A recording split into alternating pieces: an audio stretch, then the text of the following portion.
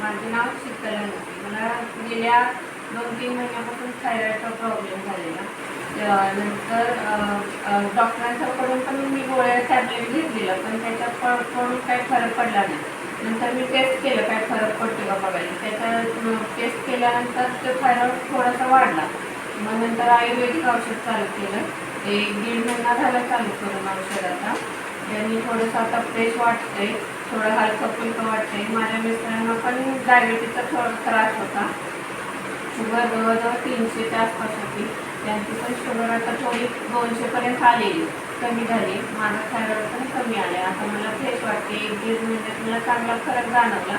म्हणून मी आता 1-2 महिन्यांची औषधं ही एकदमच घेतलेली. मग आता मला फरक जाणवला म्हणून मी माझ्या आईसाठी पण औषधं घेतलेले. आता पहिल्यांदाच घेतली तिला, पण तिला जाणवेल अशी मी आशा करते फरक चांगला.